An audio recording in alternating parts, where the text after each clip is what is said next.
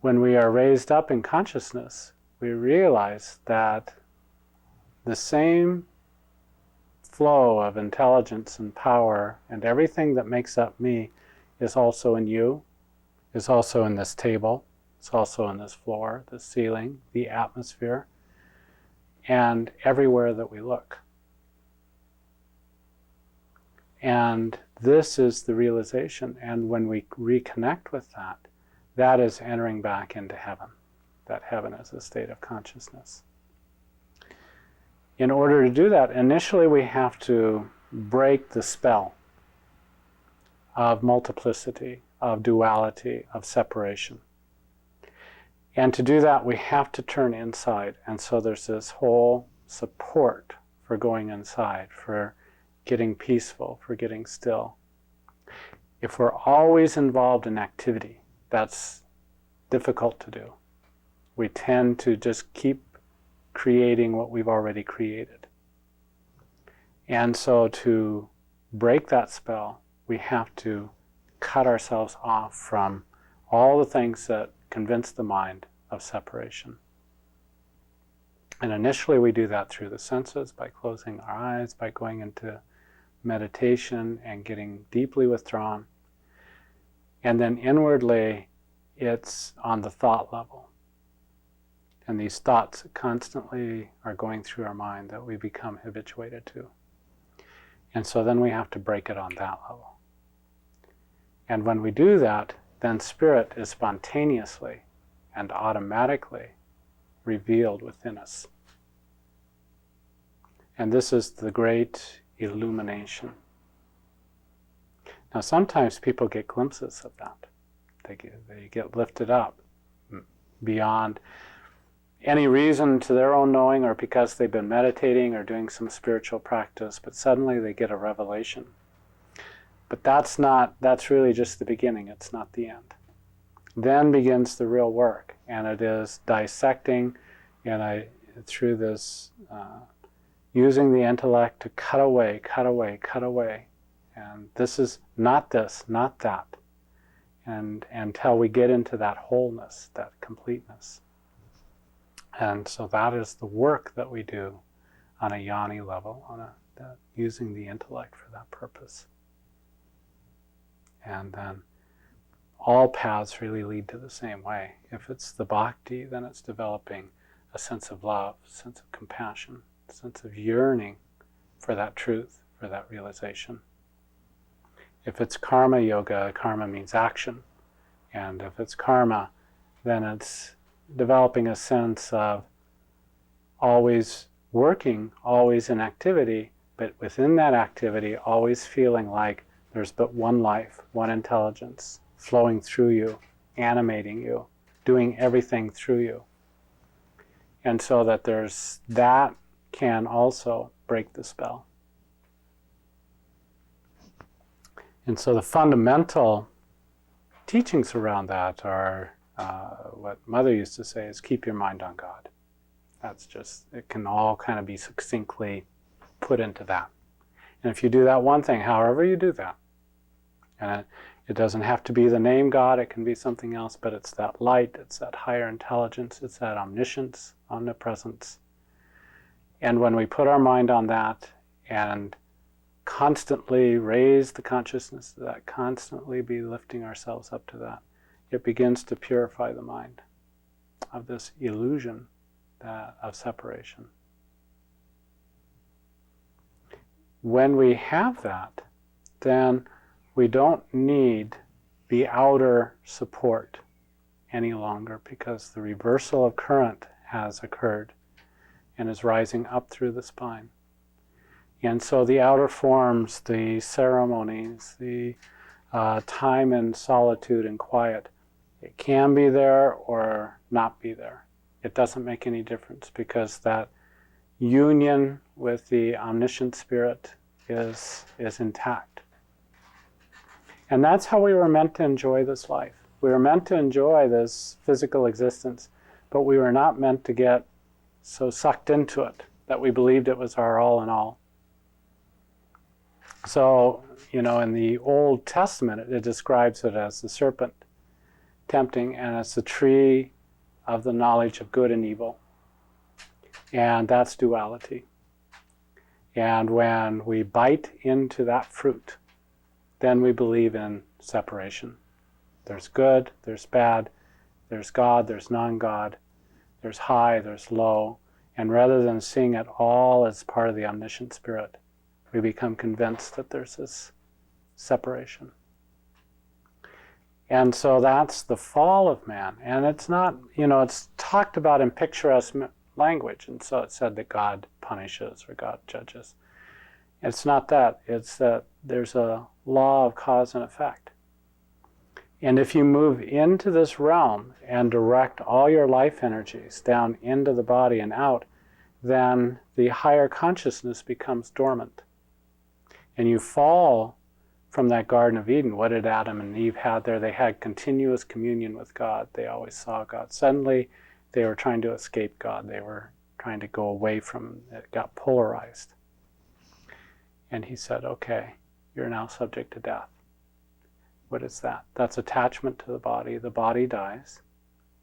And since we believe we're the body, then we believe that we die. And you have to earn your living by the sweat of your brow. What is that? You believe that you're the body, so everything has to come with effort through the body. And you are no longer connected with that omnipotent power that we are all connected with and a part of.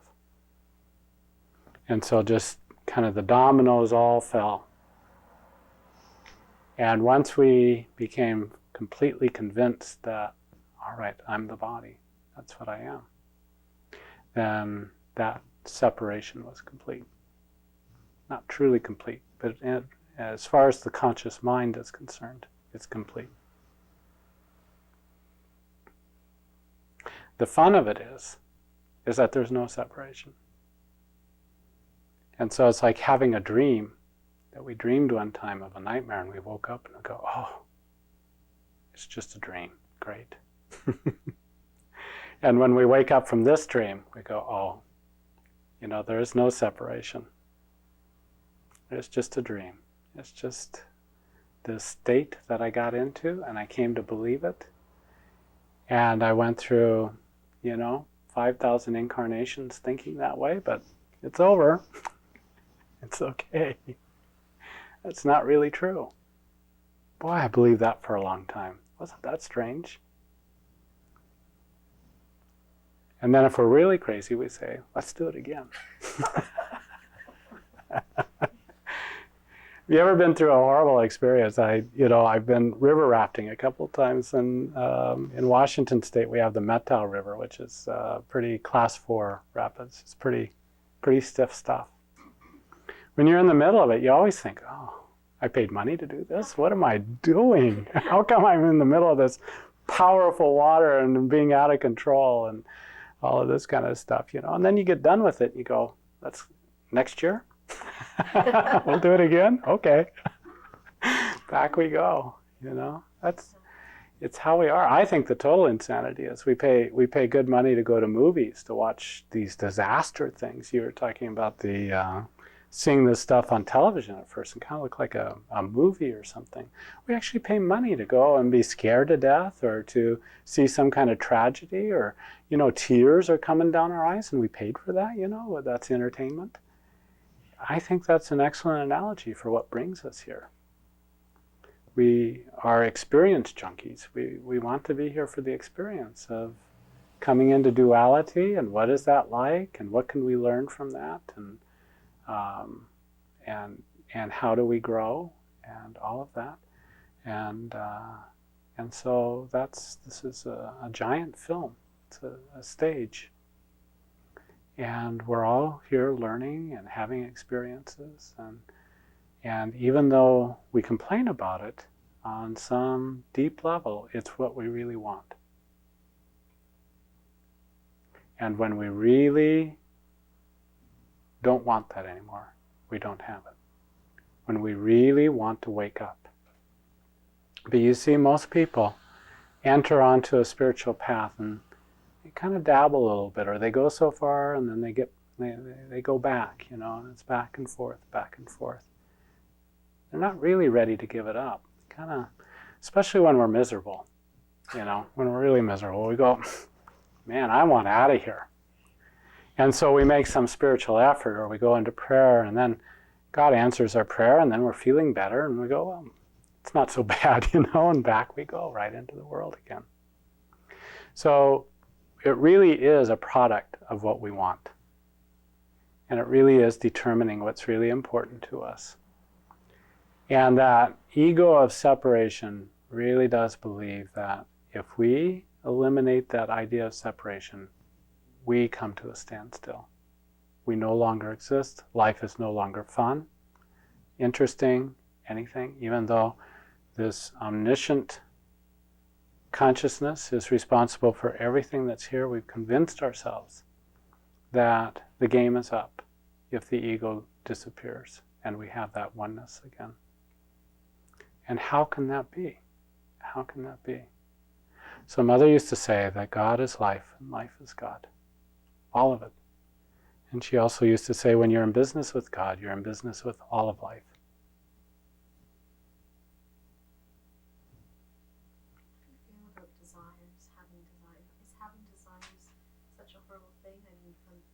Desiring a piece of cake to, I think we're all guilty of, well, if I buy this, I'll feel better, and then you realize that then you just keep buying and buying, and that's not going to be the answer. Desire nature in and of itself is not the problem. Obviously, God has desires. And this is an expression of it, this material world that we're in. It is the belief that fulfillment of desires will bring us some lasting happiness. And so it's putting it into the proper perspective. What will this desire really get me? And if we are totally invested in this body, if I get money, if I get position, if I achieve something of what I'm wanting, then I will be happy. But it doesn't take much to look around and see what worldly experience really does. We get something and we're happy with it for a little while, and then we're off to the next thing. Or we spend all of our time yearning for something that may never come to pass. So by using our intellect and saying, that desire will not bring me lasting, real happiness, then we give it its proper perspective. And that attachment that says, this will be my fulfillment, we can break that. So if you have a desire for a chocolate cake, can you never be realized? And that would be a very simplistic kind of thing to say and not true. In fact, my gurus fully realized love chocolate cake. And ice cream sundaes. And life, all of life. But the difference was is that she is no longer living in a separated state of consciousness. And it is, again, that mental construct that says, my fulfillment of my desires will lead to my ultimate happiness. And it's really breaking that. And to do that, we have to have the willingness to let go of everything. We have to have the willingness to surrender everything, to cut everything out of our life. We can't hold on to even 1 iota of it, not just 1 ounce of it, nothing. And when we do that, then everything that we really want and need spontaneously flows to us. It's just this remarkable paradox. And the feeling of need for things is not paramount. We feel desire naturally flow through us, but it doesn't dominate us. So that letting go has to be complete. It has to be as if I'm ready and willing to let everything go. But what we find when we go through that is that everything naturally and spontaneously comes to us. So we have to have that willingness, and it can't be fake. It can't be kind of, well, can I get around this in a little way, or can I cheat somehow? It has to be sincere. It has to be complete. And so that is part of the spiritual path. But Mother never taught a path of sackcloth and ashes. It wasn't. You don't have to go out to a cave and live in that cave and deny yourself everything of life. It's really cultivating an inner attitude. It's cultivating an inner awareness that, even if I get this perfect job, even if I get this perfect husband or wife or whatever the situation is, that's not going to be my ultimate happiness. I know it's not. It can have some happiness to it. That's all right. But for every happiness, there's also a pain. For every gain, there's also a loss. To cultivate that equanimity of mind, and so that whatever comes to us in life, we take coolly, smoothly. Where if good health comes, fine. If we have some pain, all right. We either endure it or we rise above it. If lots of abundance comes to us, wonderful.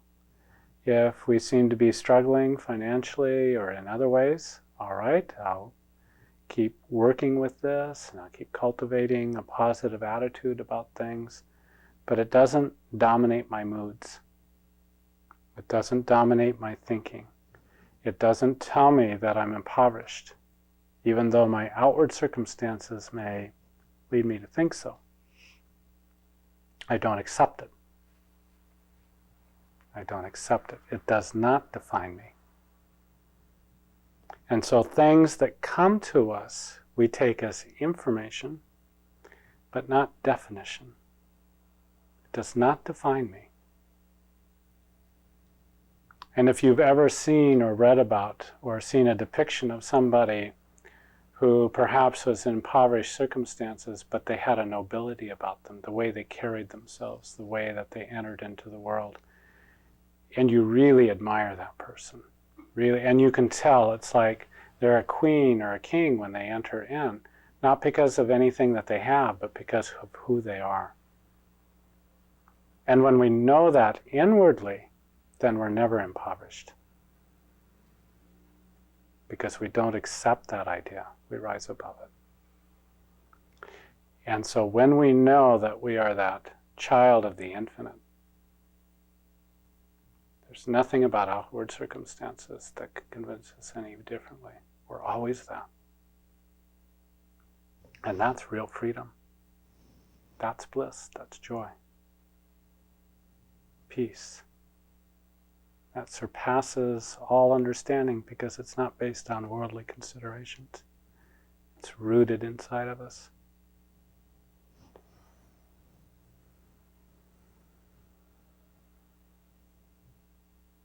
And when we have that, then we know that we have entered into that inner paradise.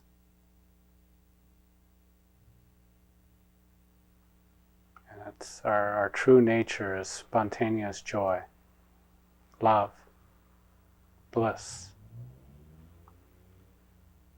inner direction of wisdom and intelligence that reveals an inner light that goes beyond our intellect and our intellectual understanding. And when we have that, we know that we have God. And that He has us. And that is what all the great masters say is our true purpose for being in this life. Everything else is a charade, a distraction. And it doesn't mean in and of itself it's bad or wrong or evil. It's just as long as it distracts us from the true purpose in life, then to that degree it becomes a problem for us. But once we eliminate that, then it's just the play. It's the fun. And life is vastly interesting and creative and varied. And when you see it in its true perspective, you see the infinite nature expressing itself through all of us.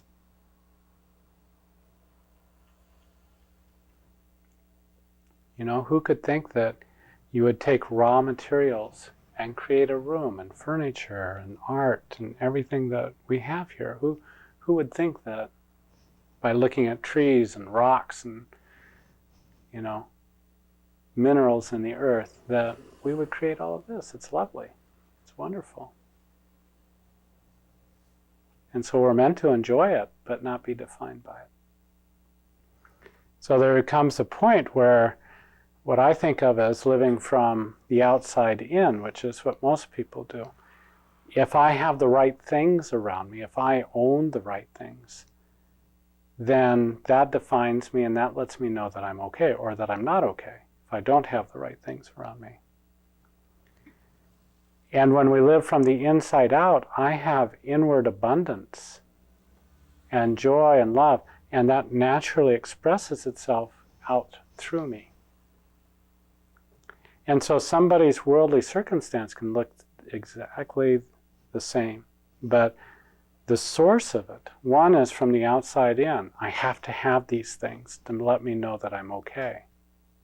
The other is I feel great beauty inside of me, so I naturally want to express great beauty outside of me. And it doesn't define me, it's an expression of me. And that's a vast, vast difference.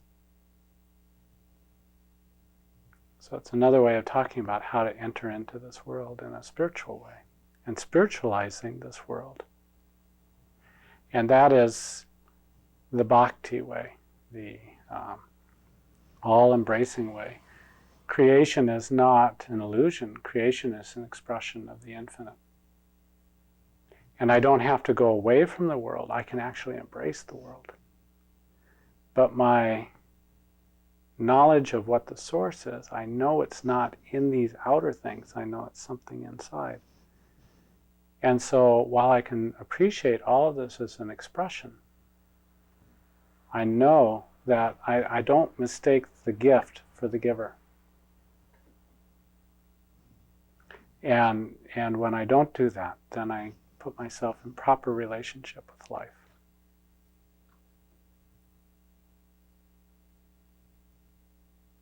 How do you feel about people that just take a certain portion of yoga to use it?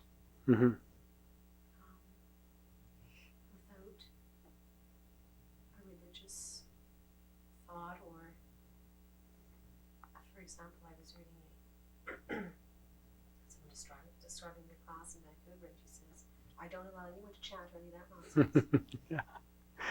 Well, you know, Krishna in the Bhagavad Gita, he said that however people worship me in lower forms and higher forms, with high intelligence, with low intelligence, anything that's given with sincerity I accept.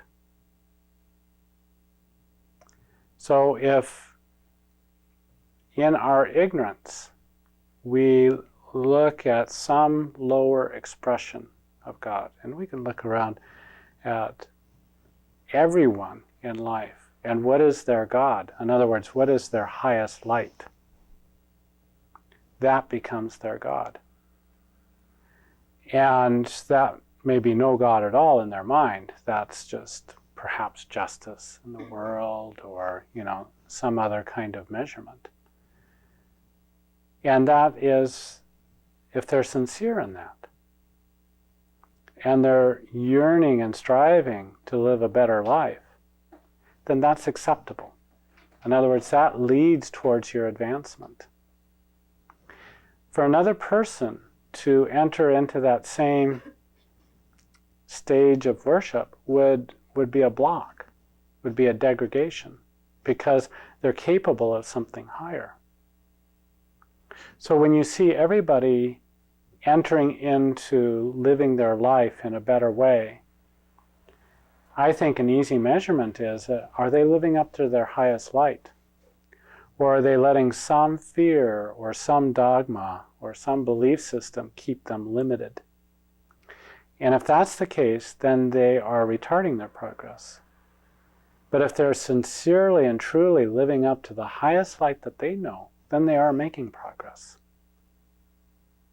And in that way, there's no, if somebody's following some orthodox belief, but that represents their highest light, and they're very sincere, and they're working at it. God bless them. I mean, they are right where they ought to be. And if I can use my parents as an example, they don't have much of a spiritual impulse in them. It's not something they came with. They are what I call C&E people, Christmas and Easter. They go to church, and they kind of cover their bets. And actually, they've kind of done a little bit more in their later years, because you see the Grim Reaper coming, and you want to cover your bets even a little bit better. So, but I think that they've made great progress because they've lived life with integrity. They've lived it with a lot of fullness. They've gone through ups and downs, but they've really striven to be the best people they know how to be. And I think that that's perfectly acceptable to God in the sense that that represents their highest evolution in that stage. Now, for somebody else who has a stronger spiritual impulse, but because of fear or because they think that people might criticize them or whatever reason, and they keep themselves in a lower stage, then that retards their progress. It looks identical for both people, what they're doing. And yet for one person, it represents their highest light. For another person, it's retarding their progress. So for that person that you mentioned, you would have to look into her heart and see, is she not doing that because she's afraid of public criticism, or because she has operating out of some fear or some limitation, or does that represent her highest light? Usually people who are living up to their own highest light are not criticizing other people. We don't do that kind of nonsense. And that indicates some kind of, there's a tension there. If it's, well, that's not what we do here. Our focus is different, it's over here. That represents a different relationship with it.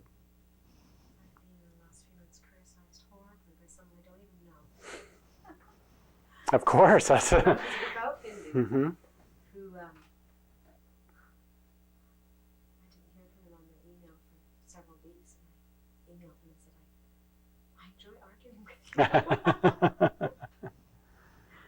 Yeah. And he's like, stop, don't do any more yoga until you become enlightened, until you have all the figures in your head, until you've got the prayers just right. And don't charge money, and you're doing us a disservice. And so he's got me thinking. Well, thinking isn't bad. And it's, I thank him. Yeah. For it. But I replied to him, but the sincerity in my heart is there. Yeah. It's a calling that how can one explain to her this is something in me? I don't express it the way that I can here around me. Mm-hmm. One of the things you'll find in Hindu culture is Brahmanic from the Brahmins. And it's very similar to the old traditional Judaism, which is, this is the letter of the law. This is how things work, and you better abide just like this. I met a man in an ashram, in an ashram in the south of India. He was Hindu, he was a scholar, and he specialized in Jewish literature. I thought, well, that's interesting. So we had some long conversations. He was an absolutely delightful man. And I said, well, what brought you to Jewish literature? He said, one of the advantages that I think the Jews had was the diaspora, that they were spread all over the world. That it forced things to break up for them and to question things and to re-examine things. He said the Brahmins in India have had this lock on society, and they've not had to do that in the same way. And so that really drew me because I saw the parallels to the two. And I see some of the problems that we have here in India as being a result of too much, he didn't say it, but one way of saying it is inbreeding. Too much circular thinking, too much talking to people who say yes exactly to the same thing. And so there's not that new input, there's not that flow, I don't know if it's still true, I think it's true in certain sects, but Brahmins, if they travel overseas, they're polluted. If they don't do things in a certain way, we traveled with a Brahmin when I was there, and somebody said, well, I'm kind of hungry, let's stop at a restaurant. We went for another hour. And he kept on, he wouldn't say directly, no, I don't think that's a good place. No, I don't think, but he wouldn't say why. And we finally ended up at a place, and I'm quite certain it was because he knew that Brahmins cooked there. And he knew that was there, but he wouldn't directly say it. And so we just kind of kept going and going and going on this trip. So, of course, if we're wedded to a form too much, and especially, form can take us so far. And actually, when we're first starting into things, we need to know kind of what are the rules, and what do I do, and how do I progress, and all of that. But when this meditation takes us up, then we enter into a new world, and it goes beyond spiritual law into a spontaneous flow of spirit. And as we do that more and more, we transcend the law, and we go into this inner spiritual world. If we don't allow ourselves to do that, then we retard our own progress and other people around us. So for someone else to say, are you aware of this and this and this to you as a teacher? That can be a service. It can get you to think. But also to have somebody who's wedded to a form and say, if it's not looking exactly like this, if you don't say the formula of that prayer exactly right, then it's worthless. That kind of business.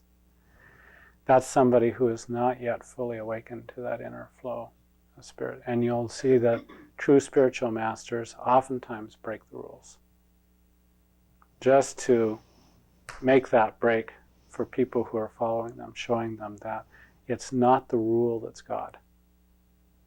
That becomes a false image that you look at.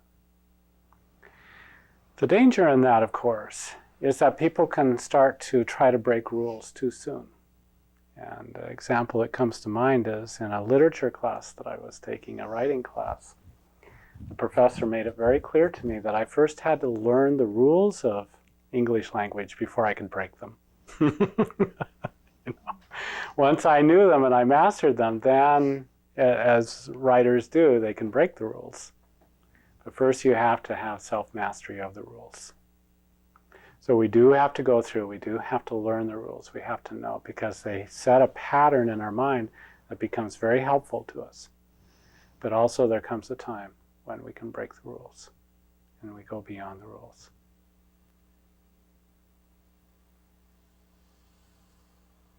So if it drives you inside, and you say, what is the truth here? What is the truth here? And you're willing to set aside all of your understanding, all of your beliefs and everything about it. Go inside, become very still inside. Just ask the question, what is my truth? What is the truth here? And don't go over and over and over it with your own cognitive mind. Set that aside as much as you can. Become still inside. Ask the divine life, the divine intelligence within you. Reveal it to me. Is there a truth that he's bringing to me that I need to examine? Is this a test to somehow take me outside of myself and lose myself in form that doesn't really work or fit for me? And if we use it to examine and go inside and become still, then it fits in perfectly with our own sadhana, because that's what we're doing anyway. And so you use every circumstance in life to propel you in your own journey. And every challenge that comes up to you, you don't personalize it to that person. You take it immediately inside. What is the truth here? And as you do that, that becomes a well-worn path. And instead of getting into debate and arguments, and it's not this, but it's that, and you take it inside and you say, what is the truth here? You are deepening your own spiritual understanding. You are progressing in your own growth.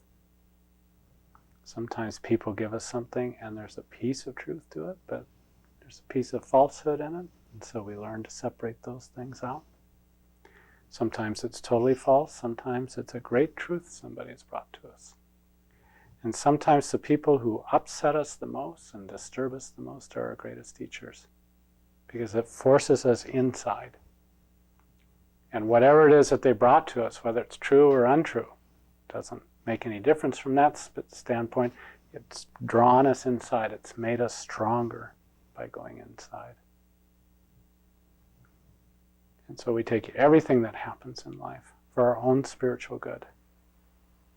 And when we do that, we're not fighting life nearly so much. We're not getting disturbed with people nearly so much. We go, well, that's interesting. I wonder if that's true. And then everything's supporting us. Everything's helping us towards the goal, and we don't see opposition. Certainly it comes at us in a certain way, but we don't see it as opposing our true goal, which is realization. We actually see it as supporting us and lifting us up toward the true goal. It takes practice. That doesn't happen all in a day.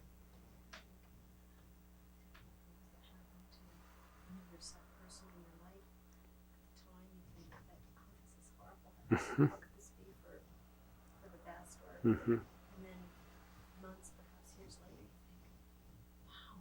Look at how I grew. Mm-hmm. Yeah. And the more and more we can get into real time with that, right in the moment, and know this person is God come to me in human form. I no longer personalize it. I lose my fear. And when I lose my fear, I'm so much better able to learn. I'm so much better able to listen inside. Fear drives me outside. It drives me into desperation. It drives me into separation. Trust and faith takes me inside.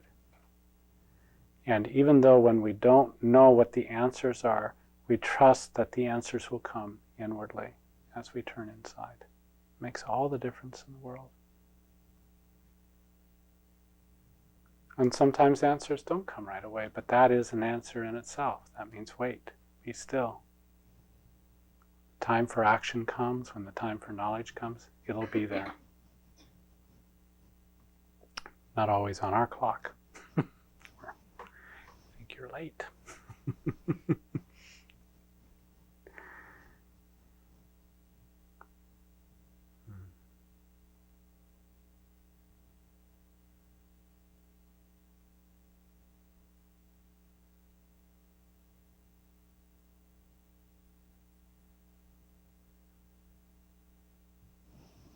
Welcome. I made it. Mm-hmm, you did. So did Selena. Hello.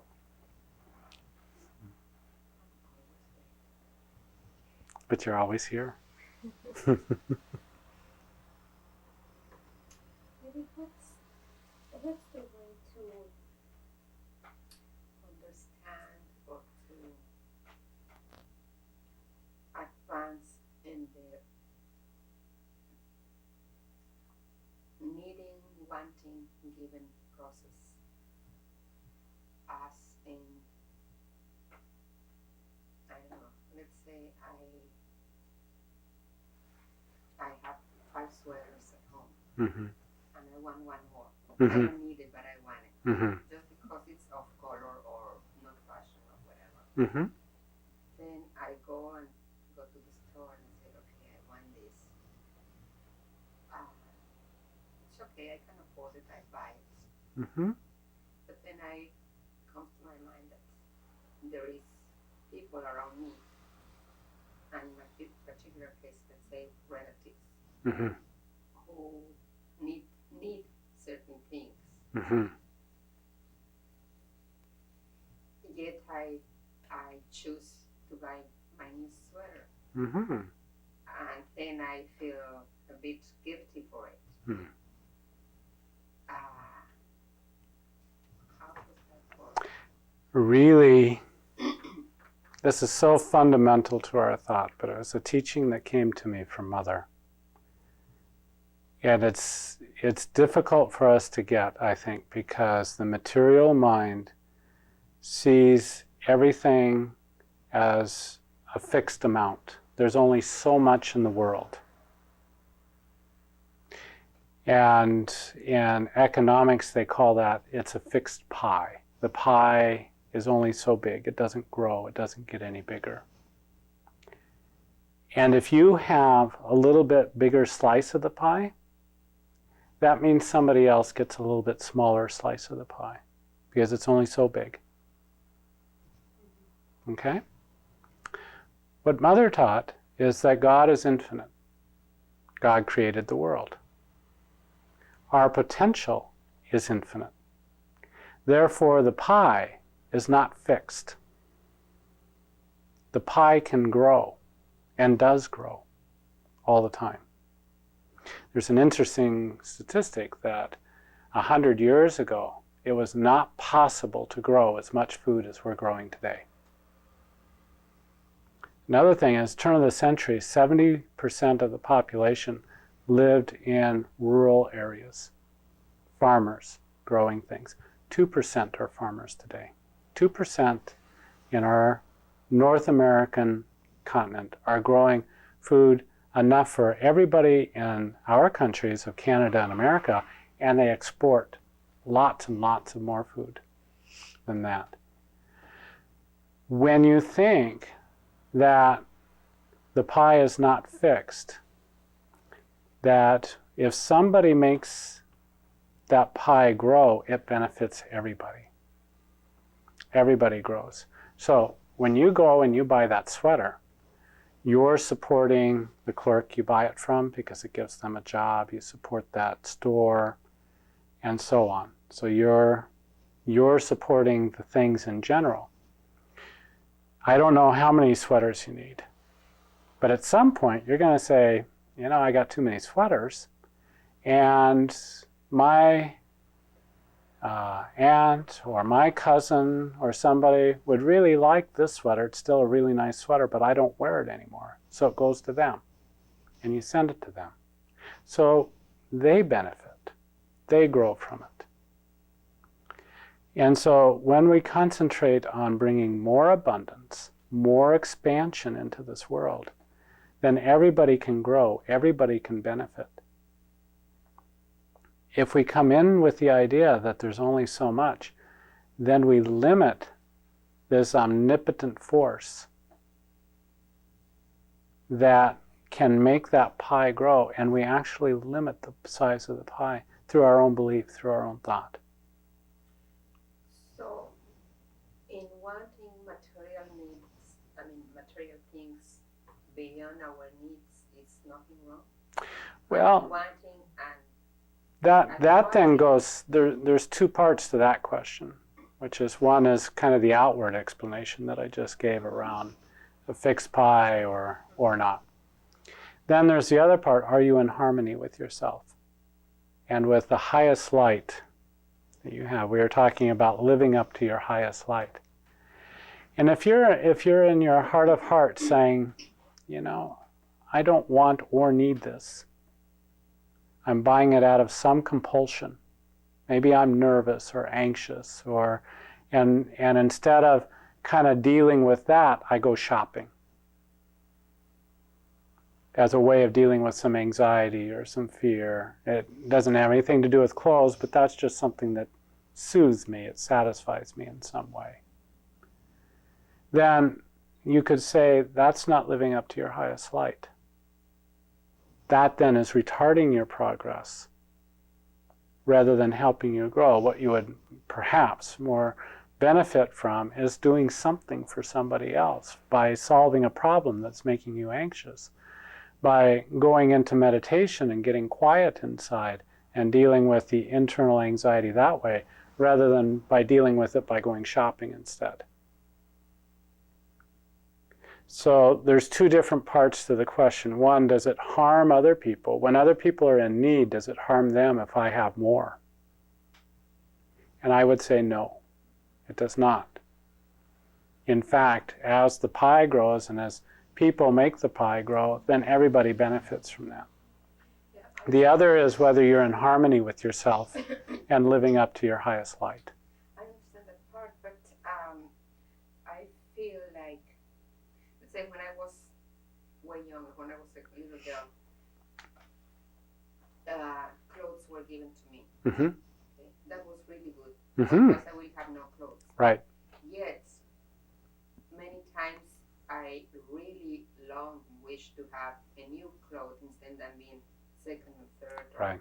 fourth hand thing. Okay. So now, when the example I give about the sweater,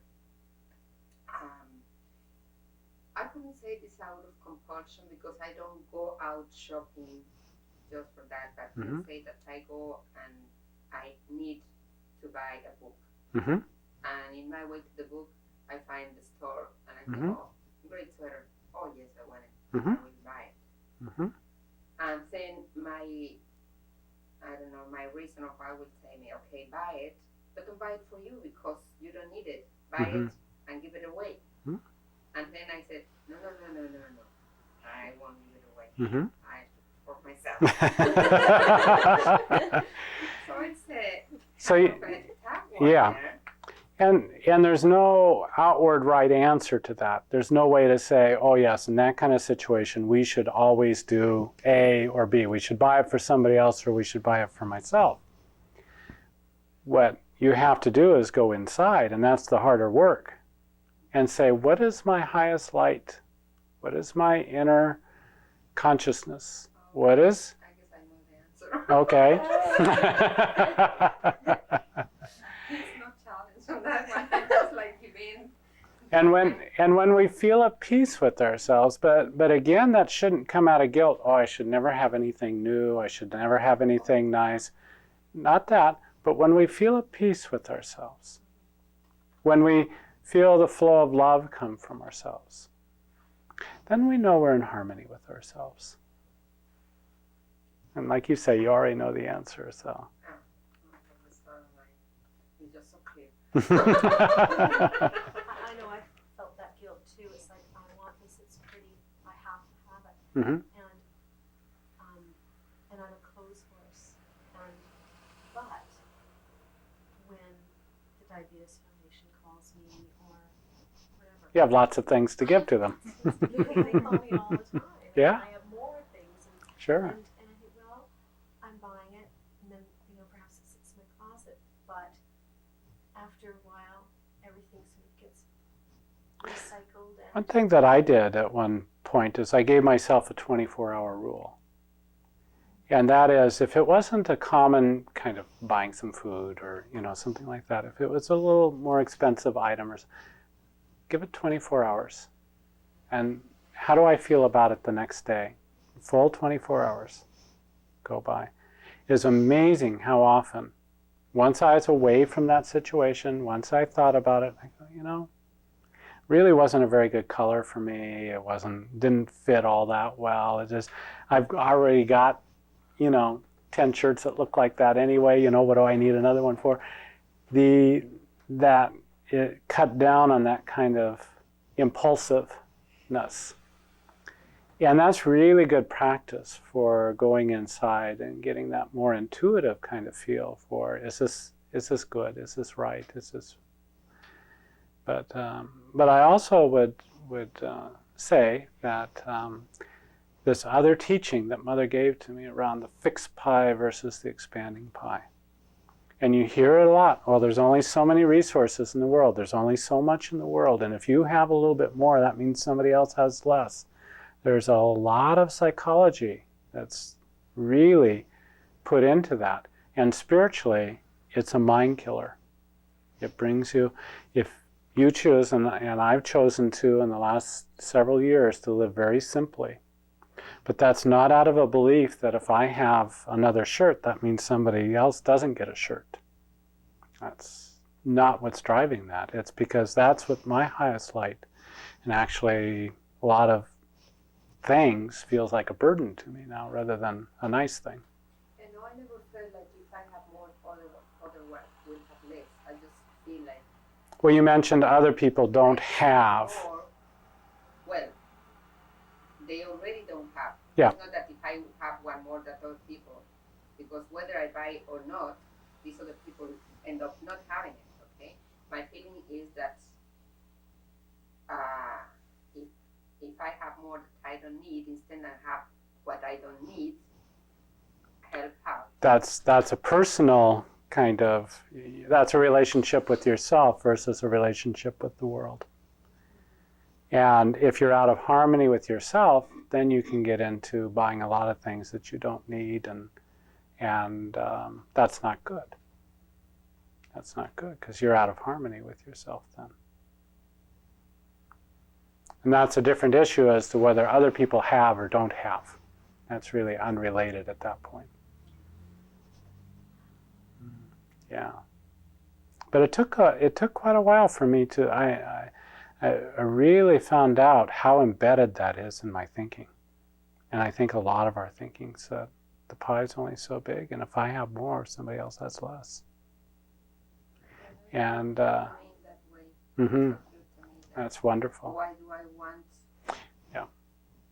more instead than want to give? Yeah. That's my feeling. And if you get joy from giving, then by all means give. I think I will. Yeah. I should feel better giving than getting what I don't need, Well, that's going inside and that's asking the question and getting the answer. And for you or for anybody else, it's not necessarily a flat answer.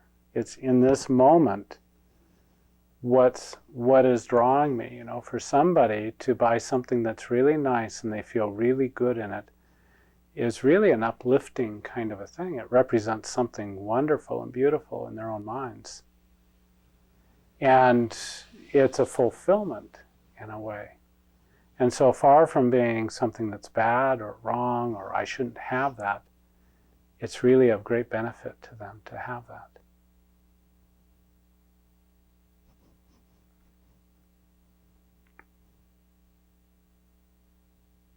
Lately I've been feeling like there's too much clutter. I've been going through the house and avoiding like, I don't want to open that. You know what I discovered? And it kind of surprised me when I went to really simplifying. And I went from 2,000 square feet to 200 square feet. Small. And I discovered I needed to invest as much energy in letting things go as I put into attracting it and pulling it to me. And I had the belief, and it's just kind of under the conscious mind that things should just kind of fall off. I don't want that anymore, it should just go away. And it didn't happen that way. I had to invest a lot of energy into getting rid of things.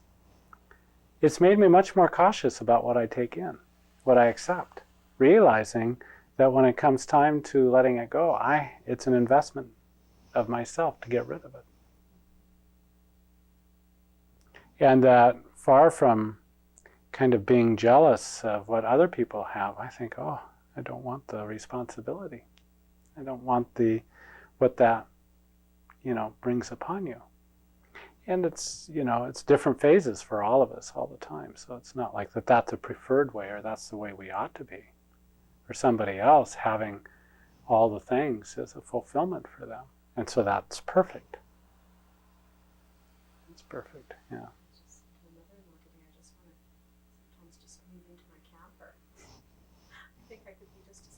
Mm-hmm. Mm-hmm. You have a hot meal, you have a place to sleep, you want to do. Yep, simplicity. So when you go camping, it's like that. It's freeing. It's free. Yeah. It's Yeah. very Yeah. A lot less to dust. Well, yeah. A lot less. Yeah. Yeah. It's very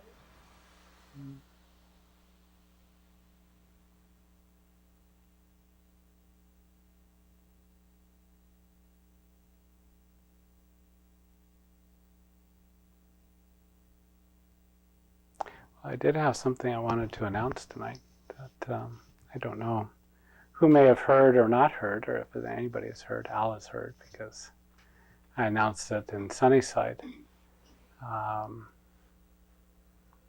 this last weekend. But a change of my life is coming about. And when I told Jerry Trofimchuk, he said, "Oh no, what is it this time?"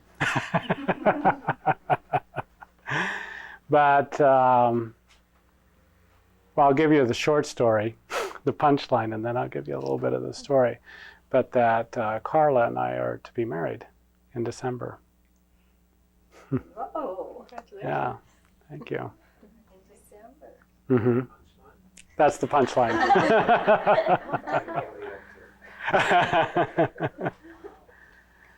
Yeah, and in Sunnyside, I kind of went into detail about all that went in, and I'd be glad to talk about that. However, we have that videotaped, and if you'd like to hear the long version, you're welcome to watch that.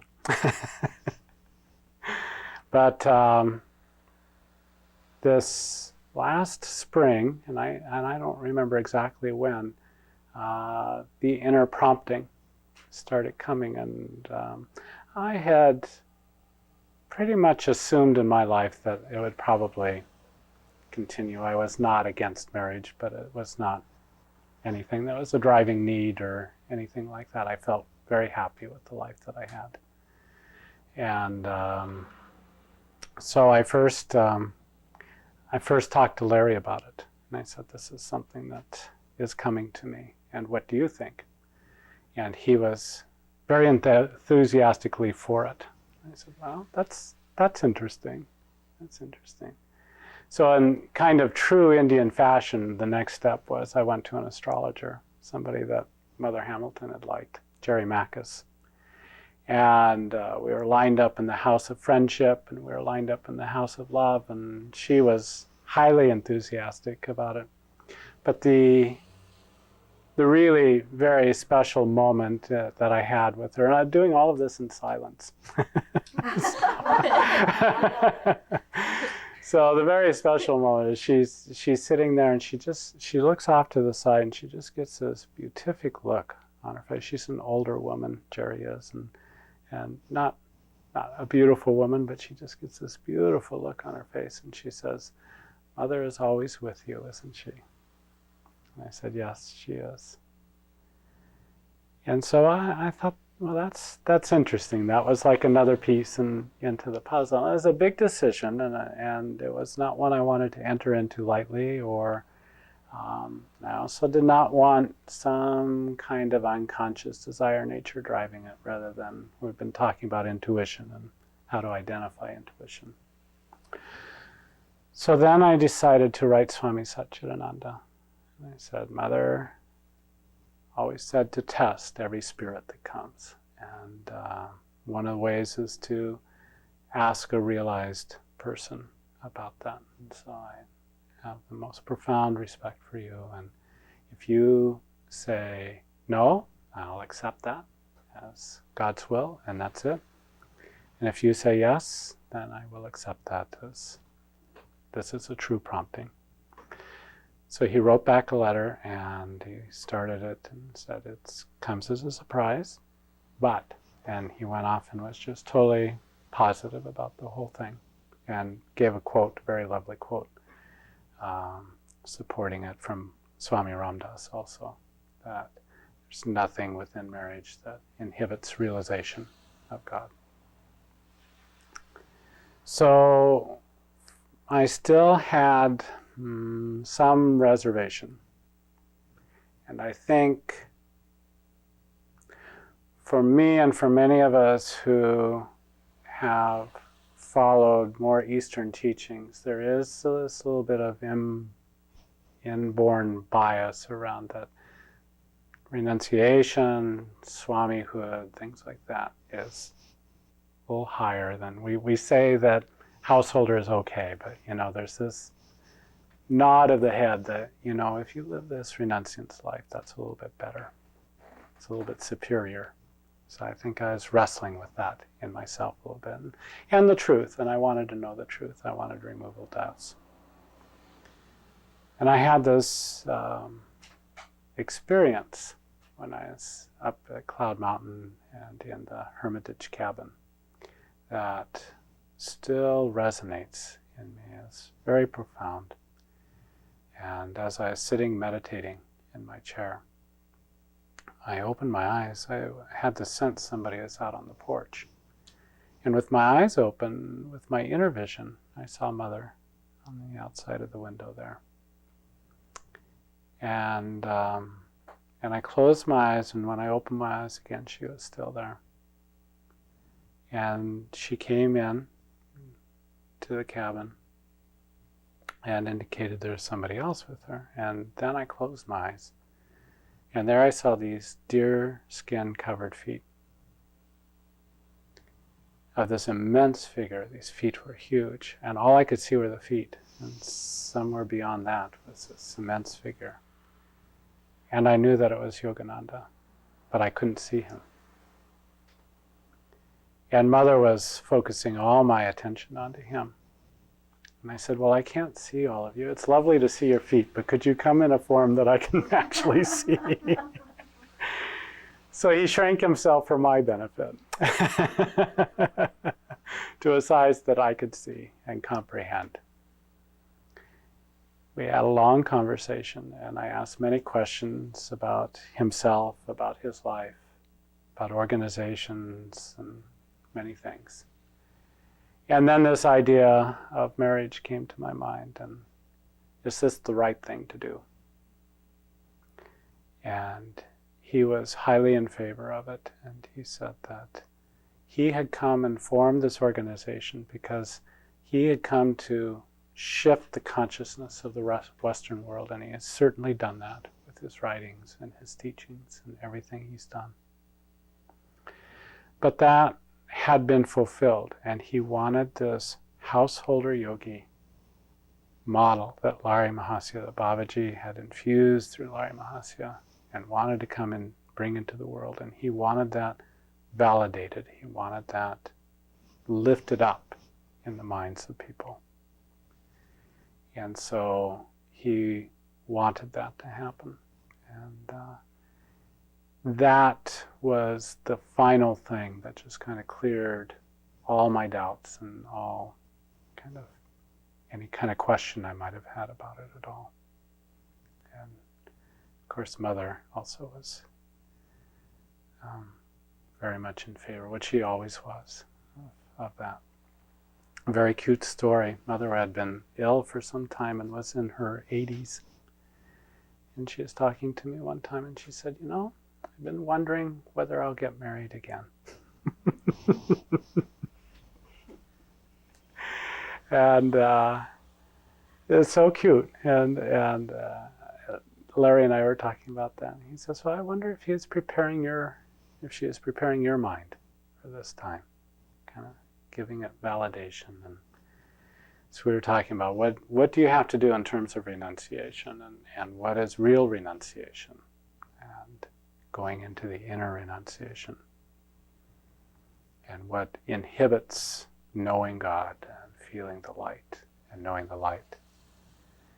And that particularly for us in the Western world, but I think for those of India also, that this notion that you can't be in the world but not of it, that you can't lead what we think of as a normal existence and have God realization, that's time for that to be, that illusion to be dispelled. So that's my announcement. Where will you be married? At the Unity Church where we had Kriya initiation. And who will marry you? Larry, Oh. who's a minister, was made a minister by Mother. Right. Yeah. It'll be his first.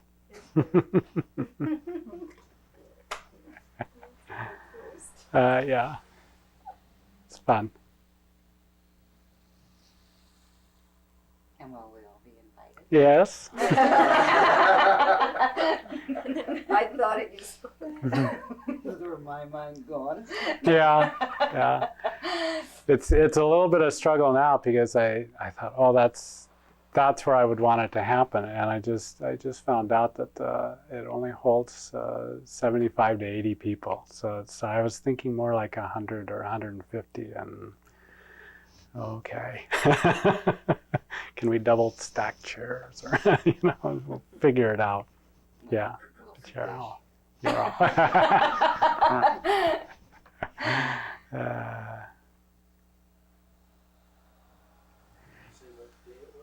December 15th, which is a Saturday. This year, Mm-hmm. I'll still be here for it. Yes.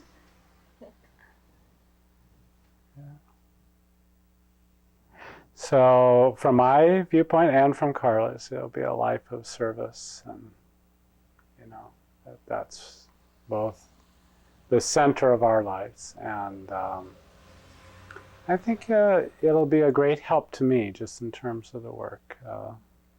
She has a good organizing mind, and I think that that'll be very, very helpful to me. One time Larry and I were accused of having an organization. I said, "You don't know Larry and I very well, do you? Neither one of us are organized. How can we have an organization?" You ever seen us organize anything? You'd be appalled.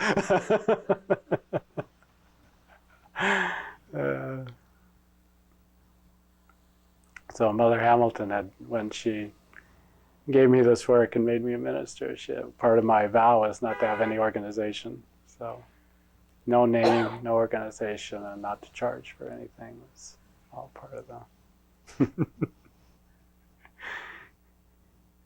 I think she made sure of that by giving both Larry, who is also a minister, from Mother, and myself, a very disorganized mind.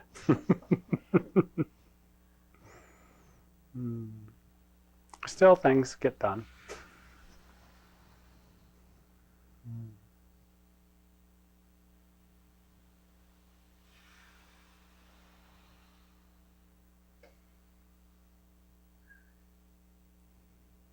So that might be the draw for me here. Somehow,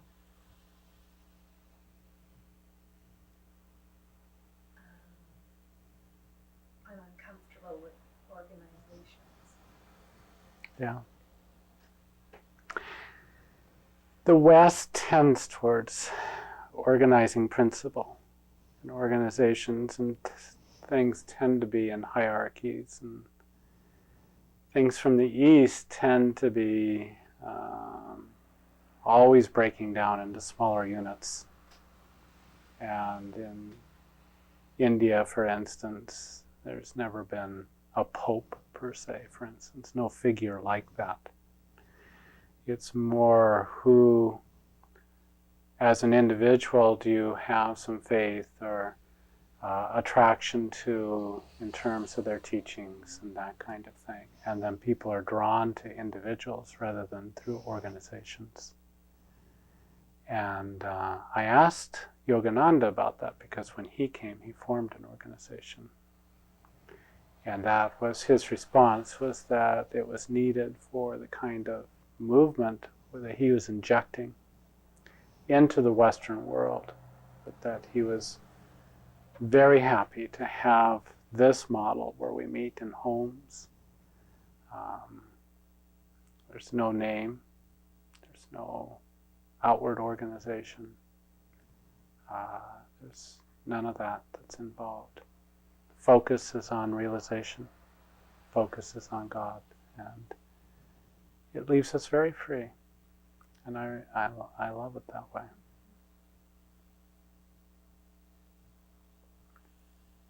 For a long time I thought that I was not capable of being a spiritual person.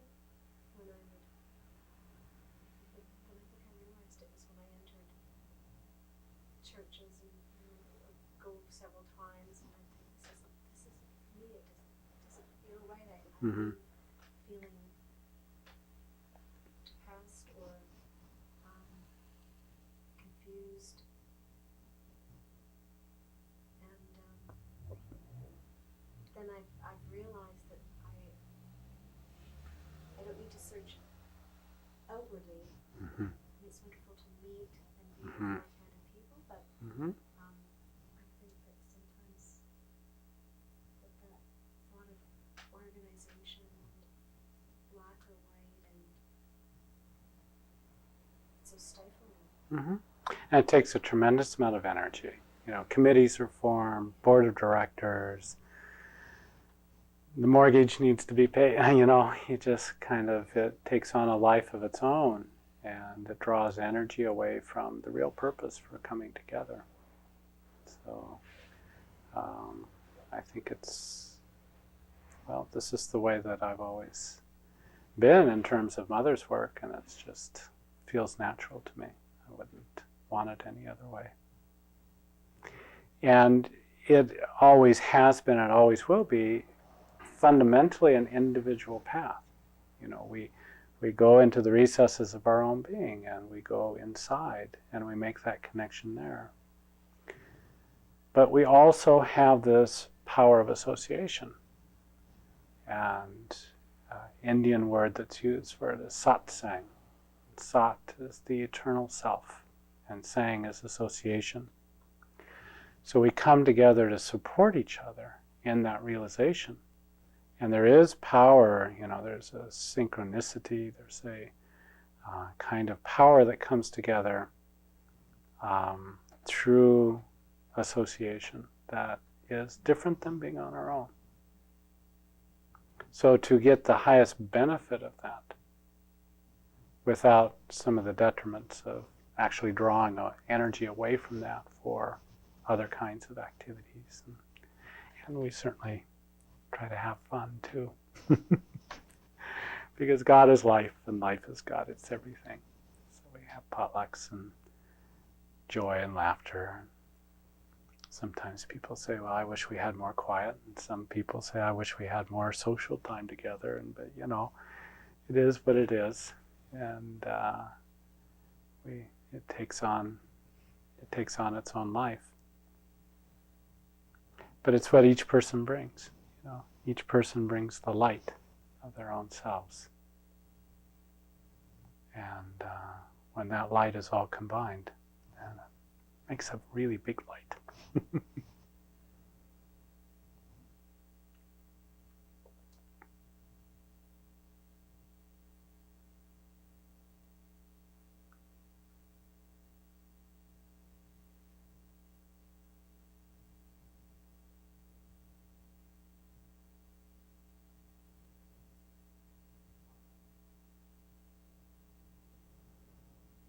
Which reminds me, so tomorrow we're going to have a satsang from 11 to 1. And it was something that is kind of a desire that was working in me at Cloud Mountain.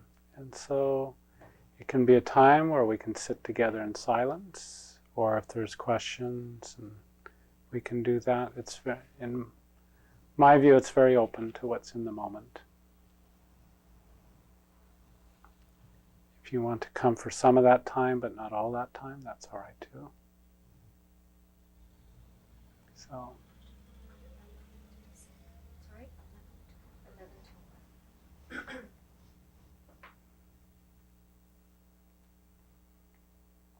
If I'm a little bit late. You can come and go as you like. Should we do a little chanting? And then we'll close. Yes. We'll do that after the chanting. The style that I like is I'll sing and you respond. Okay?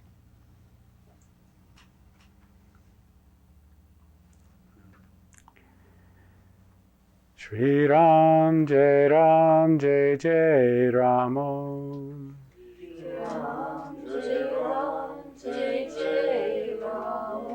Shri Ram, Jai Ram, Jai Jai Ramo. Shri Ram, Jai Ram, Jai Jai Ramo.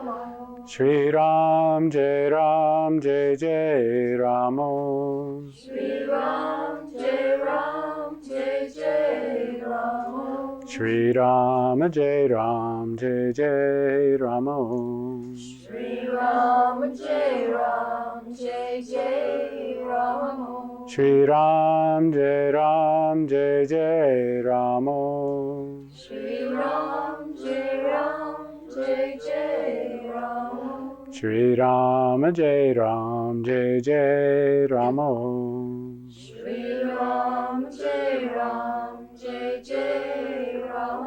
Shri Ram Jai Ram Jai Jai Ramo. Shri Ram Jai Ram Jai Jai Ramo. Shri Ram Jai Ram Jai Jai Ramo. Shri Rama Jai Ram Jai Jai Ramo. Shri Ram Jai Ram Jai Jai Ramo. Shri Ram Jai Ram Jai Jai Ramo. Shri Ram Jai Ram Jai Jai Ramo. Shri Rama Jai Ram Jai Jai Ramo. Shri Ram Jai Ram Jai Jai Ramo. Shri Ram Jai Ram Jai Jai Ramo. Shri Ram Jai Ram Jai Jai Ramo.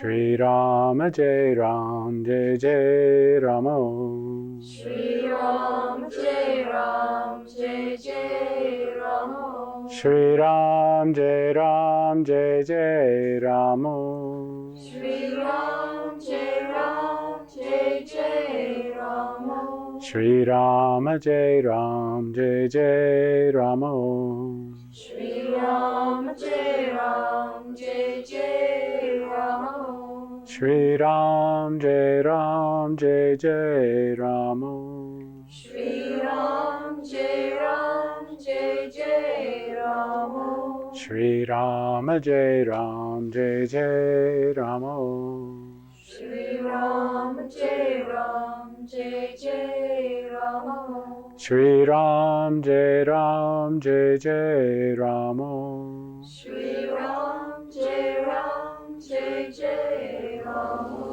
Shri Rama Jai Ram Jai Jai Ramo. Shri Ram Jai Ram Jai Jai Ramo. Shri Ram Jai Ram Jai Jai Ramo. Shri Ram Jai Ram Jai Jai Ramo. Shri Rama Jai Ram Jai Jai Ramo. Shri Ram Jai Ram Jai Jai Ramo. Shri Ram Jai Ram Jai Jai Ramo. Shri Ram Jai Ram Jai Jai Ramo. Shri Rama Jai Ram Jai Jai Ramo. Shri Ram Jai Ram Jai Jai Ramo. Shri Ram Jai Ram Jai Jai Ramo. Shri Ram Jai Ram Jai Jai Ramo. Shri Rama Jai Ram Jai Jai Ramo. Shri Ram Jai Ram Jai Jai Ramo. Shri Ram Jai Ram Jai Jai Ramo. Shri Ram Jai Ram Jai Jai Ramo. Shri Rama Jai Ram Jai Jai Ramo. Shri Ram Jai Ram Jai Jai Ramo. Shri Ram Jai Ram Jai Jai Ramo. Shri Ram Jai Ram Jai Jai Ramo. Shri Rama Jai Ram Jai Jai Ramo. Shri Ram Jai Ram Jai Jai Ramo. Shri Ram Jai Ram Jai Jai Ramo. Shri Ram Jai Ram Jai Jai Ramo. Shri Rama Jai Ram Jai Jai Ramo. Shri Ram Jai Ram Jai Jai Ramo. Shri Ram Jai Ram Jai Jai Ramo. Shri Ram Jai Ram Jai Jai Ramo. Shri Rama Jai Ram Jai Jai Ramo. Shri Ram Jai Ram Jai Shri Ram Jai Ram Jai Jai Ram. Shri Ram Jai Ram Jai Jai Ram. Shri Ram Jai Ram Jai Jai Ram. Shri Ram Jai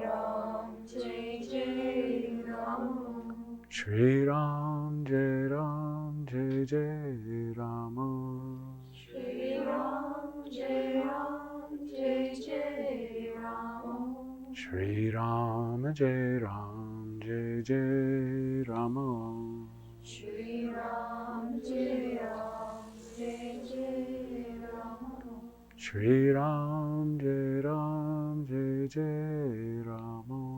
Shri Ram Jai Ram Jai Jai Ram. Shri Ram Jai Ram Jai Jai Ram. Shri Ram Jai Ram Jai Jai Ram. Om Shri Ram Jai Ram Jai Jai Ram. Shri Ram Jai Ram Jai Jai Ram.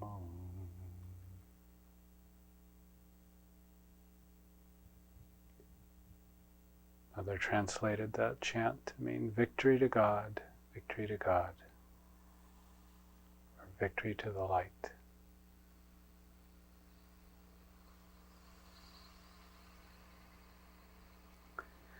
Let us stand.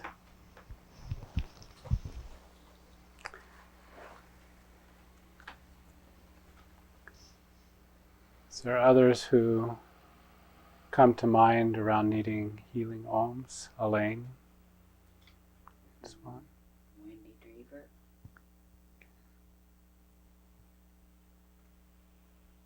Honor. Honor.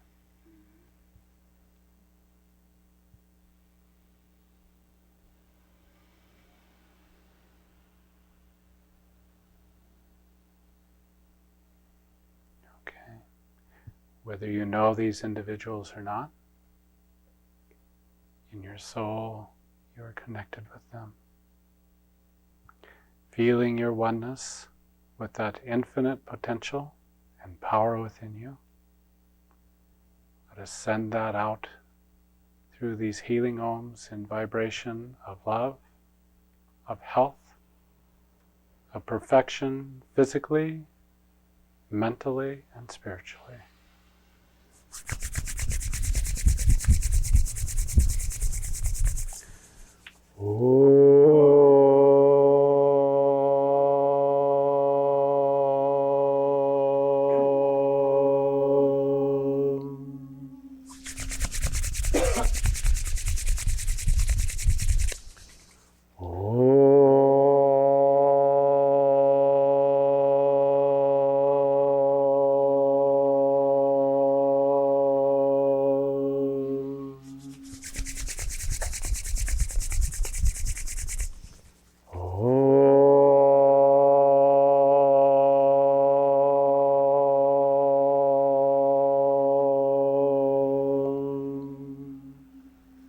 Peace, bliss. Amen.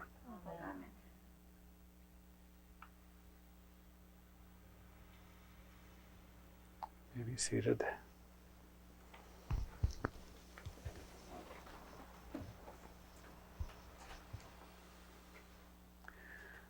Will you please pray with me? O Heavenly Father, O Heavenly Father, Divine Mother, Divine Mother, I feel the wonder and the beauty I feel the wonder and the beauty of Thy glorious presence of Thy glorious presence in every part of my being. in every part of my being. My heart is bursting with my love for Thee. My heart is bursting with my love for Thee. I kneel in adoration at Thy feet I kneel in adoration at Thy feet and surrender myself to Thee. and surrender myself to Thee. I feel the power of Thy perfection I feel the power of Thy perfection surging in every cell of my body. surging in every cell of my body. My mind and my intelligence My mind and my intelligence are radiant with Thy healing light. are radiant with thy healing light. My soul is filled with the beauty and bliss My soul is filled with the beauty and bliss of thy everlasting perfection. of thy everlasting perfection.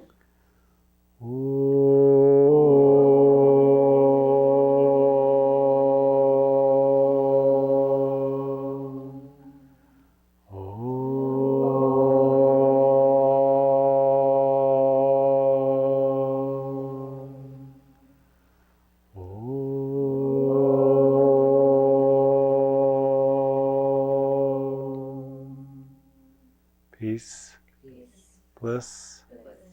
Amen.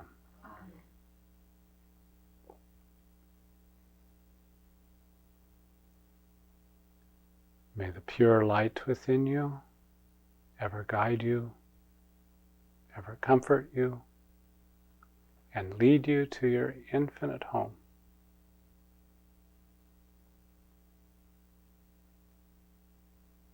Be it ever so.